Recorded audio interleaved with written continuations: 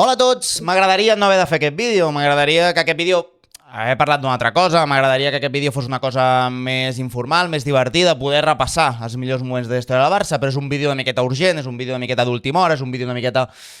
bueno, d'aquests que no t'agrada fer. Rafinha es va lesionar al partit amistós a Boston contra França, Brasil-França a Boston, torno a insistir, perquè és important el lloc, a Boston, amistós contra França, i serà baixa 5 setmanes. En el moment i en el tram més decisiu i més important de la temporada, el Barça perd a un dels seus 3 futbolistes més importants. Estem d'acord tots que els 3 futbolistes més importants segurament del Barça són Lamine Yamal, Pedri i Rafinha. Doncs el Barça perdrà Rafinha 5 partits després de que el mateix Rafinha hagi estat tota la temporada amb problemes físics, on pràcticament no ha pogut encadenar 5, 6, 7 partits seguits a bon rendiment. Anem a tenir un punt de reflexió i un punt de calma, perquè a mi el que em surt és cagar-me amb molta gent. Deixeu-me que m'esplayi un moment, deixeu-me que em cagui amb gent ara i després ens posem a analitzar-ho fredament i analitzar què pot fer el Barça, perquè crec que és important també analitzar què pot fer el Barça per intentar suplir, tot i que és bastant impossible, la lesió de Rafinha. Però primer em vull cagar en els serveis metges del Barça. Important. Per què? Perquè segurament ells haguessin tingut la clau per salvar Rafinha de tot això. És a dir, emets un comunicat quan acaba el dia del Rayo dient que Rafinha té una fatiga muscular altíssima i que no pot viatjar. Punto. I el jugador no viatja. Això també és veritat que has de tenir-ho parlat i consensuat amb el futbolista. Si el futbolista vol anar, hi va i punt. Val? Per tant, primera responsabilitat a la que apel·lo. Serveis metges del club. Serveis mèdics del club. M'agrada dir serveis metges perquè és molt nunyista. Els serveis metges. Tinc el cabell massa llarg. 2. Serveis metges del Brasil. Serveis mèdics del Brasil. El futbolista arriba, al futbolista se li fa una sèrie de proves i una sèrie de tractament perquè arriba amb molta fatiga muscular al primer entrenament, i quan li fan aquesta fatiga detecten que té una fatiga que per tant hi ha un risc de lesió. No sé què passa amb aquesta informació, però el resultat final de tot plegat és que el futbolista juga de titular al partit. Un partit amistós a Boston, torno a insistir, contra França, un amistós. Juga de titular amb fatiga muscular. Perfecte. Segon estament, segon grup, segones persones amb les que em cago ara mateix. Serveis mèdics del Brasil. Perfecte. Tercera persona en la que em cago, Ancelotti. És un entrenador que, per tant, té consciència, té informació privilegiada sobre l'estat físic dels futbolistes. Rafinha, titular en un amistós contra França a Boston. Tercera persona en la que em cago, Ancelotti. I quarta, última, i segurament més important, i em sap greu, i la persona en la que més greu em sap cagar-me, quarta persona en la que em cago, quarta persona que crec que té una actitud poc professional en aquest cas concret, és Rafinha. És Rafinha. Perquè si analitzem les tres persones a les que m'he cagat, els 3 grups de persones a les que m'he cagat a sobre, si analitzem aquestes 3 persones a les que estic cabrejat, en les 3, Rafinha té la potestat per dir, fins aquí, no jugo. Val? Per tant, tenen un grau de responsabilitat menor que la del futbolista. El futbolista és la persona amb més responsabilitat sobre el seu estat físic. I és ell el que decideix viatjar, està enfatigat muscularment, és ell el que decideix viatjar fins als Estats Units. Ho torno a repetir perquè em sembla una bogeria que al mes de març, amb la càrrega de partits que porten aquests futbolistes, em vagin a jugar un partit amistós als Estats Units a Boston contra França. Contra França! Contra una selecció europea! Contra una selecció europea! Fantàstic, fantàstic. Contra un país que està a 1 hora en avió i se'n van a jugar un amistós als Estats Units! Fantàstic. En tot això, el grau de responsabilitat més alt és el de Rafinha. És el de Rafinha, que jo entenc que té Mundial aquest any, que jo entenc què tal, però el grau de responsabilitat de saber, de conèixer, de saber que tu muscularment no estàs a punt, de que tu muscularment t'has perdut tot un tram de temporada important, de que no has pogut ajudar, de que no has pogut rendir el millor rendiment, perquè no arribes físicament i tu decideixes que és una idea anar-te'n a jugar un partit amistós a França. Bueno. Resumint, el resum del tema és aquest. És que em cago en totes aquestes persones. De fet, tenia fotos preparades tenia fotos preparades de Rafinha i de la cabrejada que gasto a sobre no ni les tiré. Déu-n'hi-do la cabrejada també que deu portar Hansi Flick, que deu ser una persona que ja s'haurà cagat en tota aquesta gent, a part que inclosos els serveis metges del Barça, s'haurà cagat en tothom, bàsicament perquè perds una peça fonamental, perquè perds una peça i pràcticament que no té substitut a la plantilla, una peça que et permet jugar d'una manera molt determinada i una peça que, sobretot, amb un rival com l'Atlètic de Madrid, et pot fer decantar l'eliminatòria cap al teu cantó. La perds sense que tu hagis fet absolutament res, la perds en un moment crucial de la temporada i això t'ha de fer replantejar, imagino que moltes coses aquest estiu. És que estic molt cabrejat amb Rafinha, sincerament. És que estic molt cabrejat amb Rafinha. I no estic dient que l'hagis de vendre, no estic dient que tal, però que potser has de començar a plantejar un Barça sense que la teva peça fonamental sigui Rafinha. Ja està, punt. El per què arriba a aquest punt de lesió Rafinha? Anem a intentar analitzar-ho, anem a intentar pensar-hi. Rafinha és un futbolista que se'l fitxa com un extrem dret per jugar cama canviada, amb un contra un, amb desequilibri, amb arribada, amb gol.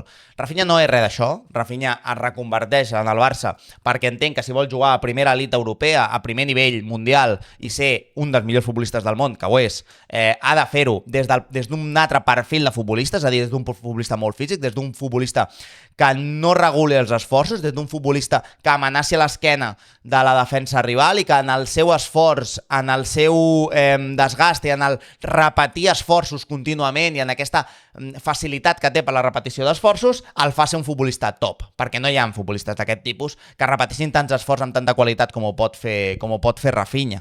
Ell es readapta a aquesta posició, es readapta a aquest estil de jugar, que canvia radicalment, insisteixo, amb el perfil amb el que ell arriba al Barça, que és un futbolista que rep el peu i que pot buscar l'1 contra 1, etc. En aquest perfil no se n'en surt i ell acaba descobrint un perfil absolutament diferent a banda esquerra, cama bona, però atacant sempre aquest interval entre el lateral central. Ell aquí s'exhibeix, ell aquí es veu amb números fins i tot de candidat a la pilota d'or, ell aquí es veu diferent i es veu important. Val? Això l'obliga sempre a jugar a aquest nivell, a jugar a aquest ritme. Ell no pot deixar de jugar a aquest ritme perquè si no torna a ser aquell futbolista que no és desequilibrant, que no té l'1 contra 1, que no és decisiu. Ell, si juga a mig gas, no pot decidir partits. No és un futbolista top mundial. Per tant, ha de jugar al límit, ha de jugar a repetir esforços, ha de jugar a màxima velocitat constantment. Això implica que o físicament estàs molt bé, com ho va estar la temporada passada, o a la llarga pots tenir problemes. I crec que és el que està passant aquesta temporada. Que aquests problemes físics, que no acaben de subsanar-se perquè el teu equip et necessita i et necessita a màxim rendiment contínuament, no et permeten recuperar-te bé físicament i estàs tota l'estona arriscant en un estat físic compromès. Però el que li demano és que, perquè ara pot semblar això que sigui una crítica al Barça, Aleix, és que ara, clar, estàs dient que el Barça va exigir un ritme molt alt a Rafinha per la seva tornada de lesió i que per tant no ha recuperat bé, etc. No, estic dient que el Barça està en la seva obligació d'exigir futbolista que, quan estigui bé físicament, pugui rendir, sabent, controlant les càrregues perquè aquest futbolista arribi al tram de temporada decisiu, important, on es defineixen bàsicament els títols en el seu millor i en el seu pic estat de forma, i aquest futbolista ha de ser conscient del seu estat de forma i de com juga els partits. El futbolista ha de ser conscient de com està rendint, de que no pot rendir d'una altra manera i que, per tant, el seu estat físic és primordial per arribar a aquest tram de temporada. I això Rafinha no ho fa. Perquè si ho fes, no hagués anat a Boston a jugar un partit amistós contra França. Punto. I ja no estic entrant ni en la FIFA, ni en la puta tonteria de l'apturada de seleccions, ni en les merdes en vinagre aquestes, que ja ho sabem tot, que és una puta desgràcia el futbol de seleccions. Que només és guai veure el futbol de seleccions en el Mundial. La resta m'és igual, la resta m'importa una merda. Els partits amistosos aquests quan els altres s'estan jugant la vida per classificar-se al Mundial i tu has d'intentar vendre samarretes i per això fots aquests putos partits de merda. Tot això és que ja ho dono per fet, ja ho sabem tot això. Però aquí apel·lo al sentit comú del futbolista, que ha de saber que està passant per un tram de temporada complicat, que aquesta temporada no serà la millor temporada de Rafinha, però que depenia d'ell arribar sa i estalvi en un bon rendiment al tram final. I que no ho farà. I que no ho farà perquè ha preferit anar a jugar un partit amistós contra França a Boston. Doncs perfecte. No, és que què t'estàs passant perquè estàs fent una campanya contra futbolistes? Aquí no m'hi veuràs, fent campanyes contra futbolistes. Saps a qui no veuràs, tampoc? Saps a qui no veuràs tampoc? A Rafinha jugar aquests 5 partits, aquestes 5 setmanes. No el veuràs. Contra l'Atlètic de Madrid a quarts de final de Champions no el veuràs. Contra semifinals, contra qui sigui, tampoc el veuràs si el Barça passa. I contra el partit contra el Madrid al Camp Nou ja veurem com el veus, perquè potser tampoc el veus, val? Però no participem en l'escarni. No participem en l'escarni perquè... Perfecte, nanos. Doncs perfecte, nois. Doncs anireu amb el cap ben alt dient que no heu participat en l'escarni d'un futbolista. Doncs perfecte, genial, moral a tope, Però no el veureu jugar, Rafinha, tampoc. Perfecte. Anem a analitzar ara... Vull canviar de tema perquè és que només tinc ganes de cridar i d'insultar gent i tampoc és plan. Anem a parlar del tema qui pot substituir Rafinha, realment. Primer de tot, abans de començar, anem a analitzar un moment, perquè aquí tinc els partits que es perdrà Rafinha. Pràcticament segur, hi ha alguns que no. Partits que se puede perder Rafinha. Els que l'esteu veient, no sé per què hi ha alguns en color i tal, el que es perd segur és el partit de l'Atlètic de Madrid de Lliga quan tornem de l'aturada de seleccions, es perd Champions anada i tornada contra l'Atlètic de Madrid, es perd el partit de l'Espanyol entremig dels quarts de final contra l'Atlètic de Madrid, es perd el Barça-Celta després de l'eliminatòria de quarts de final, es perd el Getafe-Barça i representa que si tot va bé, en unes hipotètiques semifinals, Rafinha potser arriba per la tornada, no per l'anada, segons diuen les informacions. Per tant, no arribaria per l'anada de Champions, no arribaria per l'Osasuna a Barça i hauria d'arribar en aquests 2 últims partits que esteu veient en pantalla, aquesta tornada hipotètica de semifinals de Champions i el Barça a Madrid. Hauria d'arribar. Com hi arriba? En quines condicions? Si necessita més minuts per poder agafar ritme, etc., ja és un altre tema. Per tant, estem parlant de que segurament aquests 2 partits no tindràs un Rafinha al 100%. I ja heu vist el que he dit abans, i em reafirmo, si Rafinha no està al 100%, no és decisiu ni és top mundial. Per tant, segurament tens un futbolista que podria ser top mundial decisiu, que no ho serà. Val? En aquests 2 partits, encara que hi sigui. No ho serà. No sé, nois. No sé.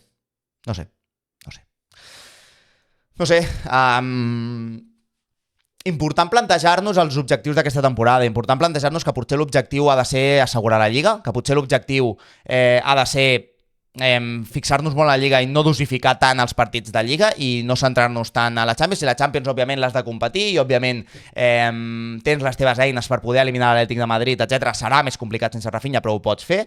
Però no tornar-nos boig i no cremar les naus si el Barça cau a la Champions. Sincerament, ho penso ara així, literalment, ho penso així.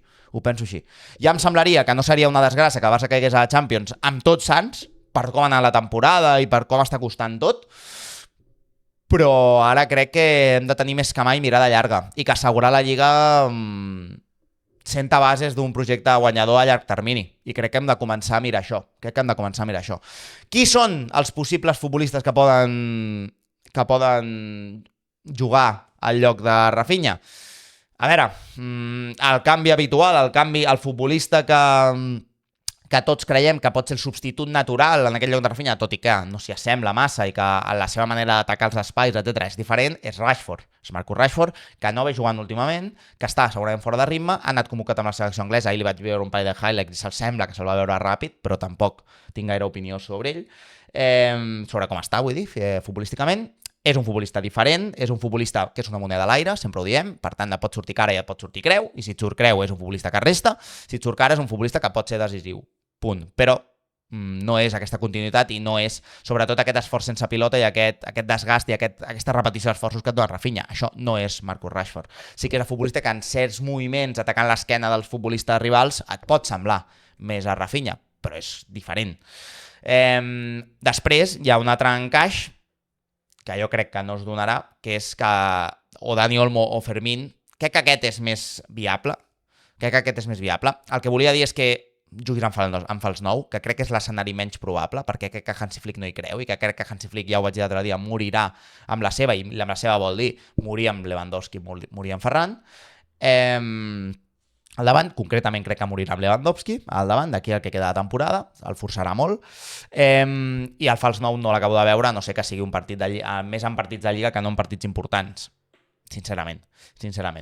Veurem com ho acaba d'afrontar Hansi Flick això. Fals 9 ja podria ser Dani Olmo, ja podria ser Fermín, ja podria ser Lamine i deixar Fermín banda dreta i atacar en banda esquerra amb Ferran, o fer caure Fermín a banda esquerra i a banda dreta Rooney Barge i la Min de fals 9 amb Olmo per darrere. Però tampoc ho acabo de veure. Més que res, jo sí que ho veig, però no veig que Hansi Flick arrisqui fent això. I és que tampoc tens gaire més. Per tant, el que pot ser més habitual que veurem d'aquí a final de temporada és Fermín a banda esquerra, amb aquesta espècie de fals extrem. Fermín sí que té un punt de que sí que es pot assemblar a Rafinha, repetint esforços sobretot a l'esquena de lateral, d'aquell espai entre lateral i central, però crec que perds un futbolista en algunes tasques defensives que Fermín no està tan acostumat a fer i que perds un futbolista que pot mossegar la mitja punta a nivell de pressió. Per tant, obligues a fer un pas endavant a Dani Olmo, que ja seria hora també, però l'obligues. Tots hem de fer un pas endavant, l'obligues. I que veurem també Rashford, molt a banda esquerra, sincerament. Veurem Marcus Rashford jugant molts minuts ara en aquest tram decisiu de la temporada. Veurem com surt. És una moneda de l'aire, com sempre, Marcus Rashford. I d'això depèn també, segurament, la renovació o l'intent de fitxatge de Marcus Rashford, d'aquests partits, d'aquests minuts, i de si et val en un escenari exigent a Europa o si no et serveix. En fi, ho deixarem per aquí. Insisteixo, torno a recalcar-ho. Crec que és moment de mirada llarga i d'assegurar la Lliga. Ho crec de veritat. Crec de veritat que no obsessionar-nos en si a la Champions hi ha una desfeta. Ho sento així i sóc molt pessimista avui. Sincerament. Amb els dies m'animaré, i creuré una altra vegada. Però ara mateix sóc molt pessimista amb el que passa al Barça. Veurem, tant de bo m'equivoqui. Petons, abraçades, ens veiem aquesta Setmana Santa. Si hi ha alguna notícia més important, si hi ha alguna història, em podeu deixar als comentaris si voleu algun vídeo, si voleu alguna història concreta, o a la web, com ja sabeu, a alexmartinez.cat, hi ha l'apartat de suggeriments i allà em podeu enviar les vostres idees. Petons, abraçades, ens veiem, que descanseu moltíssim aquesta Setmana Santa. Petons, Dios, Areso!